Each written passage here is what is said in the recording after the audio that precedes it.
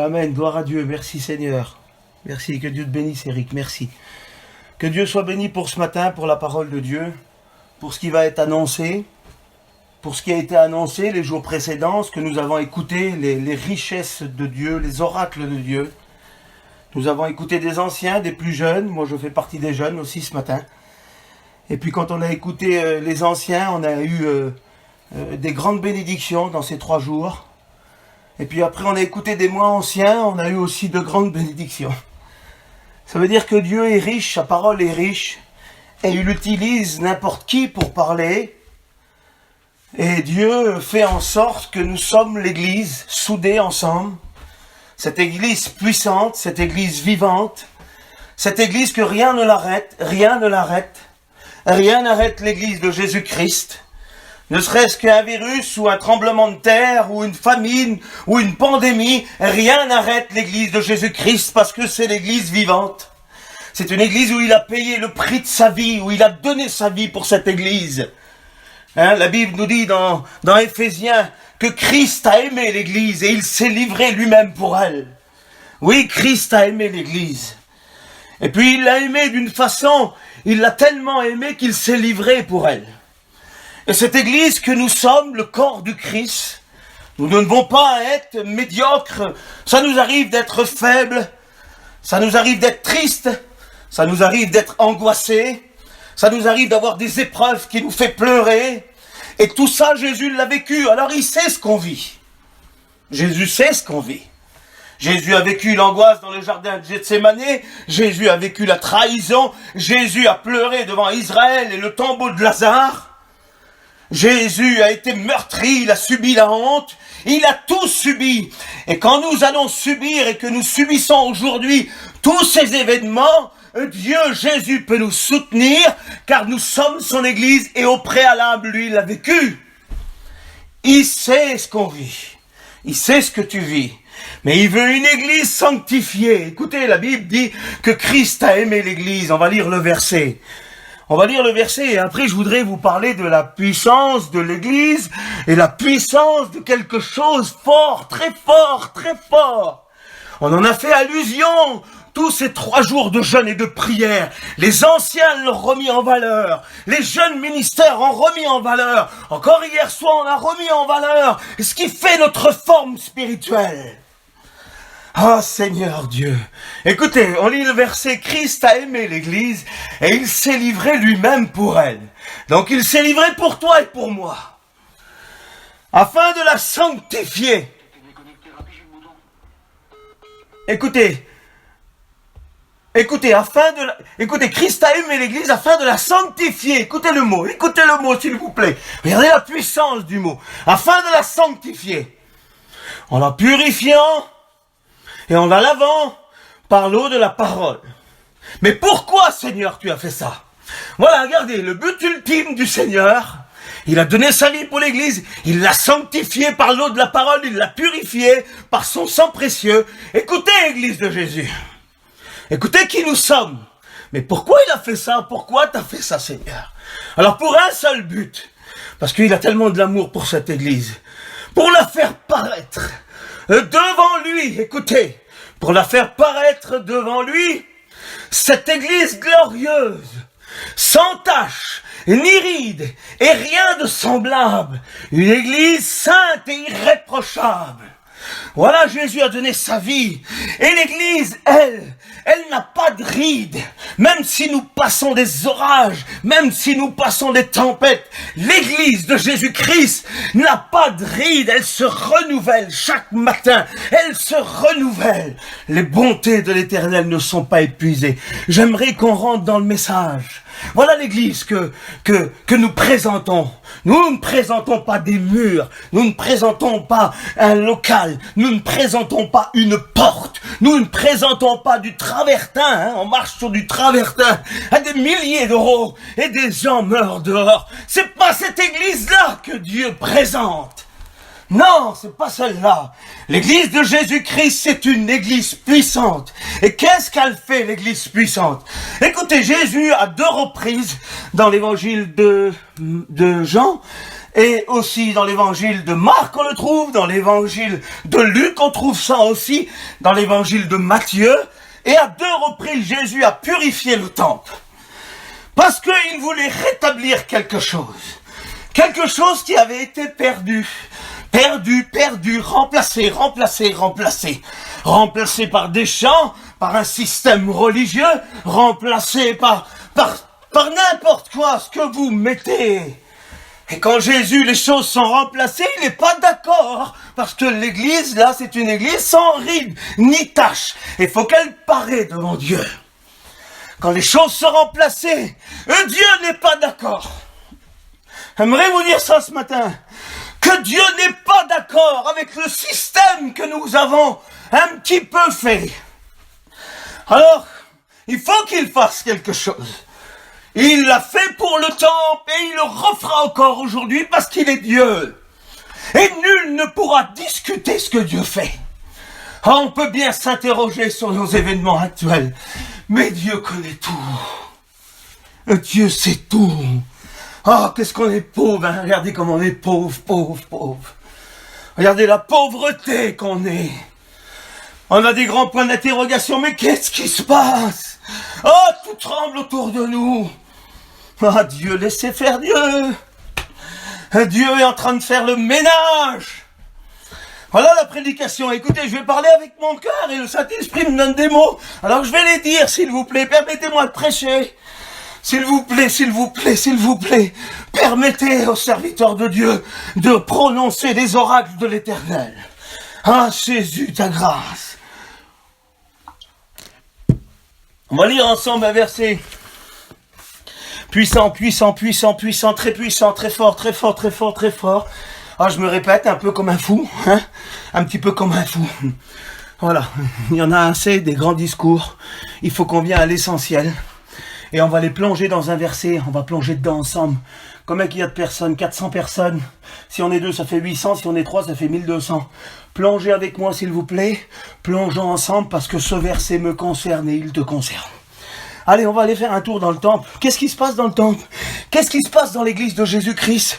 Qu'est-ce qui se passe dans le temple? Tu fais quoi, Seigneur? Qu'est-ce qui se passe? Donald, ça me plaît pas ce qu'il y a dans le temple. Et ce qu'il y a dans l'église, il y a des choses qui ont été remplacées, tu sais, Donald. Je suis pas d'accord.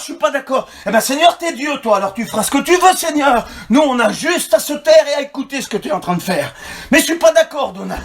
Alors écoute, tu vas venir avec moi, on va aller faire un petit voyage. On va aller voir ce qui se passait dans le temple et tu vas voir ce qui se passait, Donald. J'étais pas d'accord avec ça. Ils ont trafiqué dans la maison de mon père. Ils ont remplacé des choses. Ils ont enlevé l'ultime puissance. Ils l'ont enlevé, ils l'ont déplacé. Ils l'ont mis dehors. Et ils ont géré à leur manière. Ils ont géré l'église à la manière des hommes. Et Dieu n'est pas d'accord. Dieu n'est pas d'accord avec ça. Alors il se lève de son trône et il intervient dans le royaume des hommes. Et il veut que les hommes l'écoutent. Il veut que les hommes l'écoutent. Alors écoutez, regardez, on va aller faire un tour. Voulez-vous venir avec moi? Voulez-vous qu'on y va? Faites attention à vous. Parce que Dieu, quand Dieu demande des choses, il va falloir agir en conséquence. Parce que si on n'agit pas, on va paraître devant lui plein de rides. Et un lieu malsain, nous allons se retrouver dans les bas-fonds de l'enfer. Alors il faut mettre les choses en règle. Il faut nettoyer. Il faut enlever. Il faut mettre dehors. Et il faut qu'on revienne à la puissance, l'ultime puissance. Écoutez, on rentre dans le temple. Allez, on y va. On y va. Allez, c'est parti, on rentre. Et Jésus, vous êtes d'accord avec moi que tous ceux qui m'écoutent, et puis, vous êtes d'accord qu'on est le temple du Saint-Esprit. Alors si on est le temple du Saint-Esprit, Dieu a le droit d'intervenir. Vous comprenez? Dieu a le droit d'aller faire un tour dans son temple. Dieu a le droit d'aller faire un tour dans mon cœur. Dieu a le droit de passer dans mon cœur.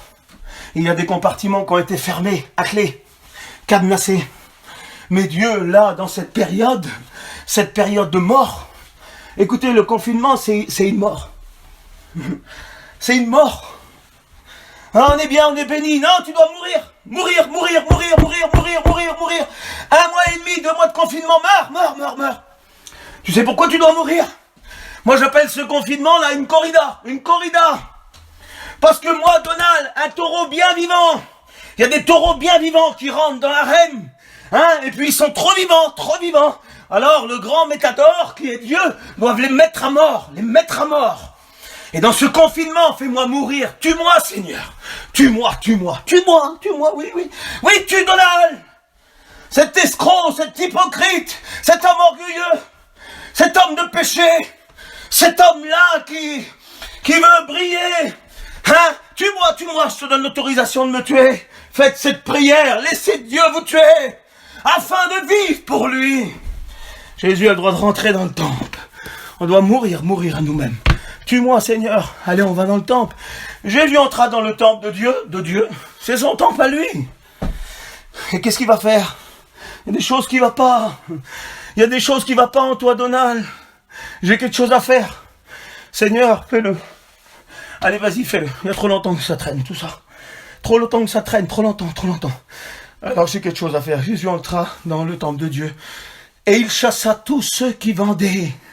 Oh, il y en a marre. Il y en a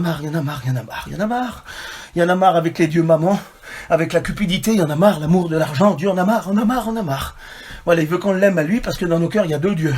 Il y a l'argent et Dieu, et on vient même à l'infiltrer dans le temple, l'argent. Alors Jésus en a marre, il veut plus. Il faut que ça s'arrête. Il faut que ça s'arrête maintenant.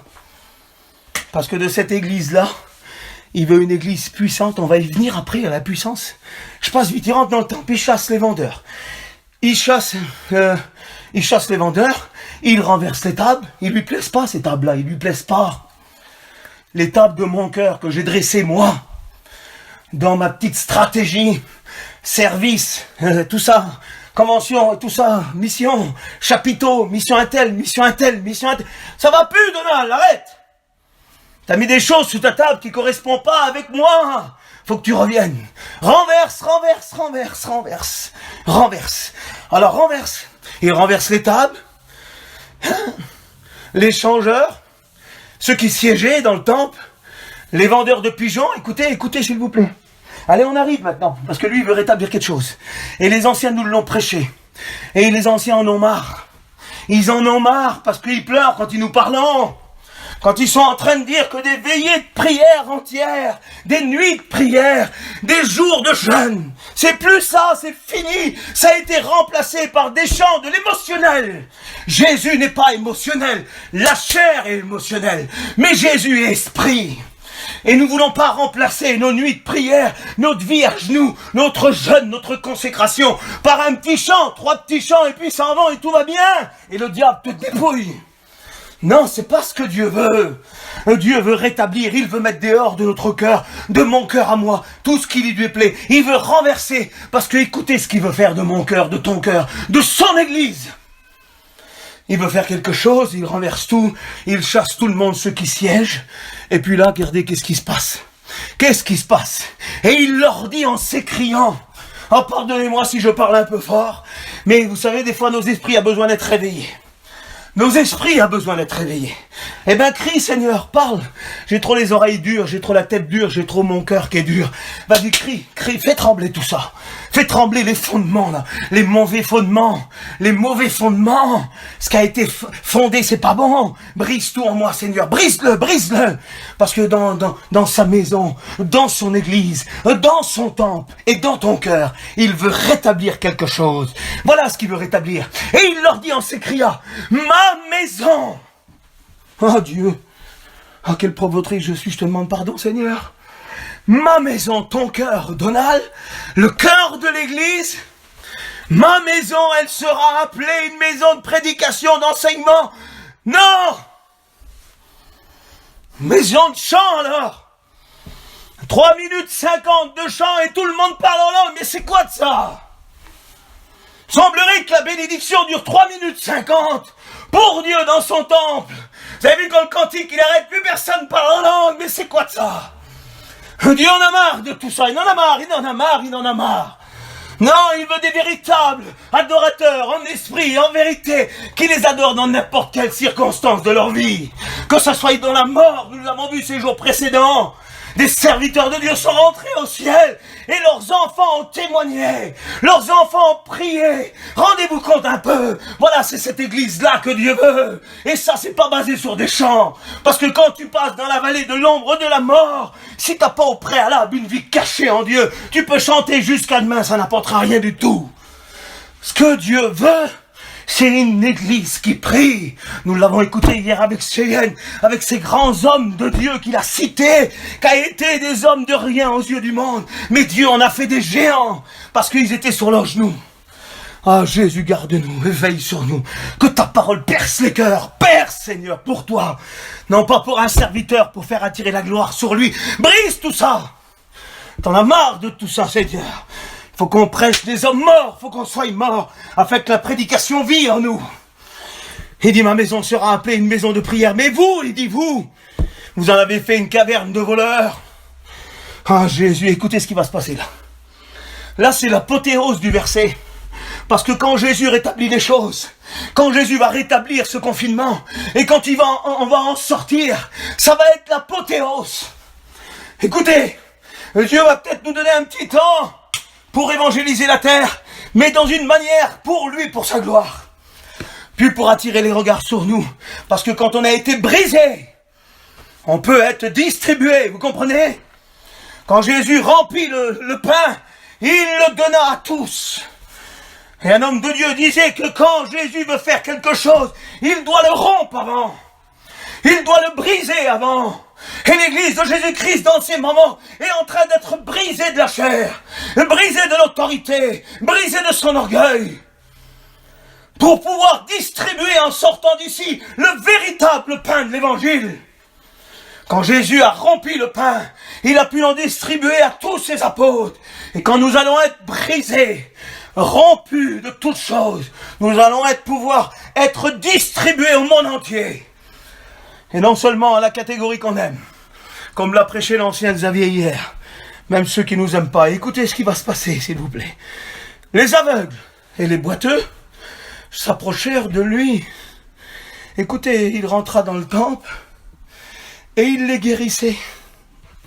Écoutez, la place des boiteux, la place des aveugles, c'est pas dehors de l'église. On a fait rentrer des choses dans l'église qui ne correspondent pas avec la volonté de Dieu. On a trafiqué. On a mis des choses.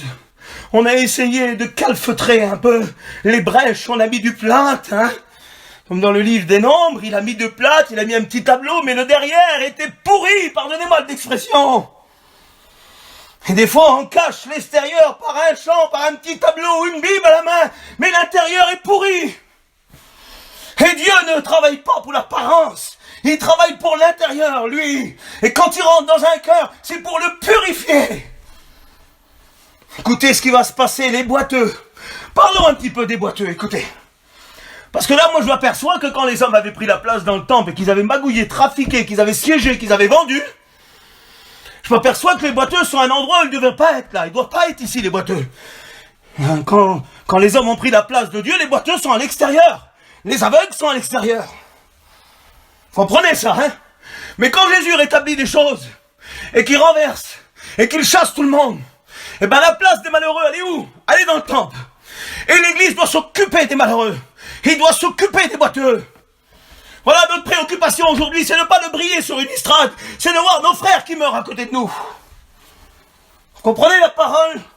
Écoutez, dans un livre qui s'appelle Les Actes des Apôtres, c'est les Actes du Saint-Esprit. Et c'est étonnant parce que ce livre-là, il a 28 chapitres, je crois, mais il n'est pas terminé, il ne se termine pas ce livre-là. Et comme on les appelle les œuvres du Saint-Esprit, c'est une continuité, ce livre, pour l'église de Jésus-Christ. Il n'a pas de fin. Quand vous lirez le livre, Paul salue tout le monde à la fin de ses épîtres. Je vous salue, moi Paul, votre frère. Mais là, il n'y a rien du tout. C'est Luc, le bien-aimé, le médecin bien-aimé, qui a écrit les Actes des Apôtres, mais il ne met pas de fin. Parce que ça, c'est la continuité de l'Église. Et l'Église ne cessera pas de propager l'Évangile tant que le Seigneur ne sera pas revenu. Et dans Acte 3, il va se passer quelque chose. Il y a... regardez, on va lire ensemble, s'il vous plaît. Écoutez, on va lire. On prend un petit peu le temps. Ça fait 15 minutes que je prêche. Allez, on va continuer un petit peu. Écoutez, on va terminer ce que Dieu a à dire, c'est tout. Voilà, on va pas en rajouter, on va pas faire On va pas essayer d'embellir la parole, elle se suffit elle-même. Écoutez ce qu'on va lire là. Écoutez. Acte 3. Pierre et Jean montaient au temple, non pas pour trafiquer ou vendre, hein, mais ils montaient au temple parce que tout avait été rétabli au préalable. Ils montaient au temple pour chanter un cantique, pour prêcher. Non. Ils montaient au temple à l'heure de la prière. Et vous savez, il y a une porte qu'on appelle la belle. Cette porte-là, elle est immense. Cette porte-là, on vient du monde entier pour la voir. Écoutez, s'il vous plaît. On vient, on se dérange de partout. Cette porte-là, elle a une structure. Elle est faite en or. Il y a des pierres précieuses dessus, des perles, je sais pas. Mais je sais une chose. C'est que le monde entier vient de voir la porte. Et ça, c'est le monde d'aujourd'hui. C'est le monde religieux d'aujourd'hui. Mais quand des hommes animés de l'esprit, et qui viennent pas, eux, d'un temple, on va le voir d'où ils viennent, parce qu'ils sont animés d'une puissance qui n'est pas normale. Et quand les choses seront renversées dans ton cœur et que tu auras fait de ta maison une maison de prière, tu vas accomplir des choses, il y aura une onction sur toi pas normale. Il y aura quelque chose de pas normal. Il y aura une onction sur toi, je disais pas normal. Et écoutez ce qui se passe. Ils arrivent, mais eux, ils sont animés de l'esprit. C'est l'église de Jésus-Christ, la véritable, la vraie. Pas la trafiquée, pas la magouillée, pas celle-là qui trafique, qui vend, qui rachète, qui... Non, pas du tout. Celle-là qui a gardé son véritable amour. Celle-là qui a gardé ses genoux, là, bien à terre. Ses genoux bien à terre. Alors écoutez, ils arrivent, mais tous ceux qui viennent, ils viennent voir la porte. Mais eux, ils arrivent d'une autre manière. Parce qu'ils sont animés d'un autre esprit. Comme Caleb et Josué, hein. Comme Caleb et Josué qui étaient animés d'un autre esprit. Les 12 espions, là, hein, que Moïse envoya. Eh ben, les autres ont découragé le peuple. Mais ces hommes-là, ils sortent du lot. Et il dit Dieu, mon serviteur Caleb, animé d'un autre esprit. Et j'aimerais vous dire qu'aujourd'hui, il faut qu'on sorte d'ici, là, animé d'un autre esprit. Plus l'esprit religieux, mais un esprit d'un homme humilié et comptant sur Dieu. Écoutez, ces hommes-là sont animés d'un autre esprit et ils arrivent et eux, ils viennent pour prier. Et quand tu viens pour prier, tu vas voir des choses que personne ne voit. Parce que ça, c'est les choses, c'est les œuvres du Saint-Esprit que tu vas voir. Tu vas voir, au lieu de regarder la porte, toi, parce que dans nos églises, on a des belles portes. Des belles portes. Des portes extraordinaires dans nos églises. Hein? Le monde entier venait regarder cette porte. Et personne ne voyait le boiteux. Il n'y a que 2 hommes animés d'un autre esprit, parce qu'ils viennent d'un lieu pas normal, on va le voir. On va le voir de où ils viennent, ceux-là. Ils viennent d'un lieu pas normal. Ils viennent pas du temple, ils viennent d'un autre lieu, on va le voir. Ils sont animés d'un autre esprit. Et seuls ces 2 hommes-là, eux, ne regardant plus sur la porte de l'église, la belle porte à 10 000 €. Non, c'est pas ça qui leur intéresse. Et aujourd'hui, faut pas être focalisés sur des églises. Aujourd'hui, il ne faut pas être focalisé sur nos églises avec des belles portes. Et puis du travertin par terre, parce que s'il n'y a pas de travertin, on n'arrive pas à l'église. Malheureux que nous sommes. Malheureux que nous sommes. Mais quand nous marchons là, c'est pas sur du travertin qu'on doit être dans nos églises. C'est à genoux dans nos chambres. Pour transformer l'église. Et pour voir non pas les belles portes, mais les boiteux qui sont dehors. On met des portes à 12 000 €, 5 000 €. Les estrades, on ne sait plus quoi faire. On met du carrelage à une fortune colossale. Et dehors, les boiteux meurent. Jésus en a marre de tout ça. Il veut renverser toutes ces choses. Il veut briser toutes ces choses. Il veut qu'on revienne à l'essentiel. Il veut qu'on revienne à genoux. Ah, Jésus-Christ. Ces hommes-là n'ont pas la même vision que nous. Regardez, quand Jésus sort du temple, écoutez la préoccupation des hommes. Et ça nous représente les hommes d'aujourd'hui. Matthieu 24. Une réunion avec Jésus, tu meurs, hein. Imaginez-vous si Jésus vient nous faire une réunion, on loue la plus grande salle. Et on dit, Seigneur, fais-nous la réunion. Et quand on sort de la réunion, là, il n'y a plus rien qui nous intéresse quand même. Mais eux, les disciples de Jésus, les choisis, les élus, quand ils sortent de la réunion avec Jésus du temple, Ils n'ont qu'une seule préoccupation. Le monde d'aujourd'hui, il attire l'attention à Jésus. Regarde les belles pierres. Et Jésus va parler.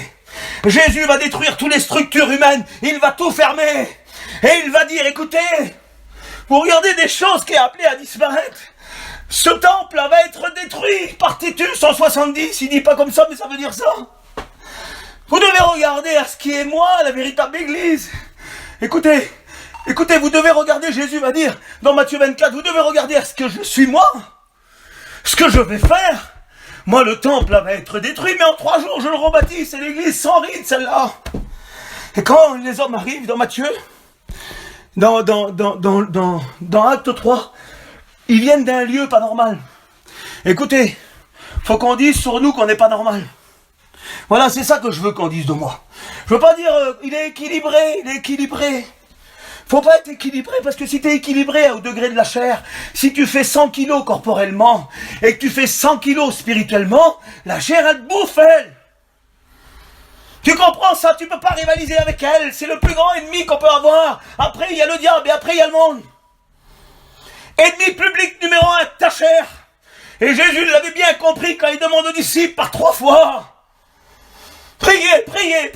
Il avait besoin d'eux, et il dormait, rendez-vous compte. Et l'église de Jésus-Christ dort dans son confort. Mais Jésus renverse les tables. Oh Dieu, Jésus, aide-nous. Si tu fais 100 kilos spirituellement et 100 kilos charnel, la chair, elle te bouffe. Faut que tu fasses 200 kilos spirituels pour avoir un peu de supériorité sur elle. Ils arrivent d'un lieu pas normal. Non, il n'est pas normal celui-là, il n'est pas normal. Il ne paye pas de mine. C'est un lieu secret. Ils arrivent d'un endroit qu'on appelle une chambre. Et puis je termine la prédication. L'endroit s'appelle une chambre. Pas n'importe quelle chambre. Parce que Jésus, vous allez comprendre là, quand il donne le cours sur la réussite d'une vie chrétienne dans Matthieu 6, il donne tous les points. Comment donner, comment prier, comment jeûner, comment aimer Dieu. Il donne tous les points. Et il va donner un point sur la prière. Et il va dire, quand tu pries, prie pas au coin des rues pour être vu des hommes. Ne mettez pas debout dans les synagogues pour être vu des hommes. Il dit, rentre dans ta chambre. Et eux, ils viennent d'un endroit là, ces 2 hommes-là. Pierre et Jean. Pierre, c'est les fondements, c'est l'autorité, c'est la parole. Jean, c'est l'amour. C'est la compassion, c'est la sainteté. C'est le foyer uni, Pierre. Et puis quand ils arrivent là, ils viennent de la chambre haute. Et qu'est-ce qu'ils ont reçu dans Acte 2? Ils ont attendu pendant 10 jours la réception du Saint-Esprit. Et ils étaient à genoux. Et ils ont reçu la puissance. Et de cette puissance-là est sorti Pierre. Et quand Pierre est sorti de cette puissance, de la prière, là, quand il est revenu à la prière, quand il s'est abandonné dans la prière, quand il a été rempli du Saint-Esprit, il est sorti, une seule prédication, 3000 personnes. Acte 3, ils arrivent à la porte. Les hommes regardent la porte. Le monde entier regarde la porte pour sa beauté. Mais la vision d'un homme de Dieu qui sort de la chambre haute, la vision est braquée sur les malheureux, comme Jésus.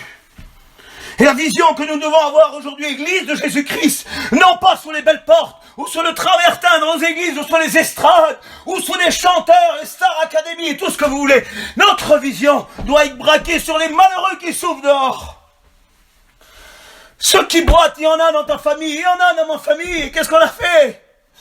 On est parti en mission, on s'est donné à fond, on a été beaucoup fatigués. Et on n'a rien produit. Parce qu'on a travaillé mal, on n'a pas bien travaillé. Faut qu'on revienne à la mise à mort et aux jeunes et à la prière. Faut qu'on remette dans nos maisons ce qui a été renversé par les choses. Ah, ils arrivent. Ils ont la vision de Jésus, la vision des hommes spirituels, la vision des puissants. Ils arrivent d'Acte 2. Prédication, 3000 personnes et le boiteux est là. Et il souffre, ça fait longtemps qu'il est là, il attend une pièce. Mais écoutez, quand les hommes de Dieu arrivent remplis d'esprit et qu'ils sortent de leur petite chambre chez eux, dans leur camping, dans leur maison, quand ils sortent de leur chambre, ceux-là, quand ils sortent, c'est des miracles qui se passent. C'est des boiteux qui remarchent. Écoutez, lui, il s'attendait une pièce. Écoutez, il s'attendait une pièce. Mais quand il est venu, et quand ces hommes-là ont été au contact de ce boiteux, quand la compassion qu'il y avait sur eux, quand leurs entrailles, là, les entrailles ont remué, parce qu'il faut que ça remue, il faut que Dieu nous donne l'amour des âmes. Il faut que dans nos foyers, nos enfants, où ils sont où tes jours d'agonie? Dis-moi, ils sont où tes jours de jeûne? En train d'agoniser devant Dieu pour la vie de tes enfants, pour la vie de ton foyer. Quand on prie, on dit donne-moi, donne-moi, donne-moi. Mais tu donnes quoi, toi? Quand on prie, on dit donne-moi, donne-moi, donne-moi. Mais qu'est-ce qu'on donne à Dieu, nous? Ces jours d'agonie sont où devant Dieu? Ah, ils arrivent, écoutez, ils sont remplis de compassion. Ils s'attendent à avoir une pièce. Mais vous savez ce que Dieu lui donne ce jour-là? Il lui donne ce qu'il a toujours désiré. Au lieu de lui donner une pièce, il lui donne des jambes. Écoutez, il y a des boiteux chez nous. Nous devons renverser l'église de Jésus-Christ. Il ne faut pas qu'il y ait une ride ni tache. Nous devons aimer notre prochain. Et les miracles vont arriver. Les boiteux vont revenir dans le temple. Les aveugles vont retrouver la vue. Les lépreux vont être purifiés. Et les morts vont ressusciter. Voilà, l'église de Jésus-Christ doit rétablir la prière. La prière. On s'est tué à faire prier avec Norton. On a débloqué tout le monde et on a encouragé tout le monde à prier. Personne n'avait la force d'ouvrir la bouche alors qu'on est dans une période, la tragédie. Et puis après, les choses sont débloquées, sont débloquées. Parce que le Saint-Esprit a agi, il a agi. Et puis Norton, il a dit, j'ai une bonne idée, Donald, on va faire 3 jours de jeûne. Ah, vas-y, fonce, mon collègue, fonce. N'arrêtez pas les hommes de Dieu, laissez-les faire, ils sont animés de l'Esprit. Ceux qui ont les regards sur les boiteux et non sur les belles portes. Laissez-les faire. Laissez-les faire. Nous voulons tout contrôler. C'est Dieu qui doit contrôler. Nous devons avoir un équilibre dans la doctrine, ça c'est sûr, et on l'a. On ne dévie pas d'un centimètre de la doctrine. Mais des fois on dévie de nos cœurs pour le malheureux. Voilà, nos cœurs dévient. Nos cœurs sont ailleurs. Oh Jésus, Jésus, pardonne-moi, pharisien que je suis. Pardonne-moi. Pardonne-moi, Seigneur. Dieu lui donne des jambes, il veut une pièce. Dieu lui donne des jambes. Dieu lui donne des jambes. Vous savez, un jour, un homme de Dieu est rentré au Vatican. Et sur les tables du Vatican, il y avait plein d'or. Je crois que c'est Thomas d'Aquin qui a dit ça. Il y avait plein d'or, plein d'argent. Et le pape de l'époque, savez-vous ce qu'il a répondu? Il a dit, aujourd'hui, l'Église est riche. Et nous ne pouvons plus dire, comme Pierre, dans Acte 3, nous avons ni or, ni argent. Mais Thomas d'Aquin s'est levé, un homme avec un autre esprit. Savez-vous ce qu'il a dit? Il a dit, c'est vrai. Regardez l'audace de se lever devant le père de l'Église, le pape. Mais quand les hommes sont animés d'un autre esprit, ils se lèvent. Quand des hommes viennent de la chambre haute, ils se lèvent. Regardez ce qu'il a dit. Il a dit, écoutez ce qu'il a dit, Thomas d'Aquin. On peut plus dire comme Pierre, nous n'avons ni or ni argent. Les tables étaient remplies d'or, d'argent. Vous savez ce qu'il a dit? Il a dit oui. Mais vous pouvez plus dire sur le boiteux, lève-toi et marche. Parce qu'aujourd'hui, comme l'église d'Éphèse, elle est riche, elle s'est enrichie. Mais aujourd'hui, l'amour s'est refroidi. L'église de Sardes était pauvre, c'était une pauvre église matériellement. Et Jésus va le dire dans Apocalypse chapitre 2, il va dire, je sais que tu es pauvre. Mais je sais aussi une chose, c'est que tu es riche. L'église de Sardes était pauvre matériellement, mais elle était riche en Dieu. Et l'église de Laodicée avait tout ce qu'il fallait, mais elle avait abandonné son premier amour. Et aujourd'hui, on ne peut plus dire, on peut plus dire sur les boiteux, lève-toi et marche. Vous savez pourquoi?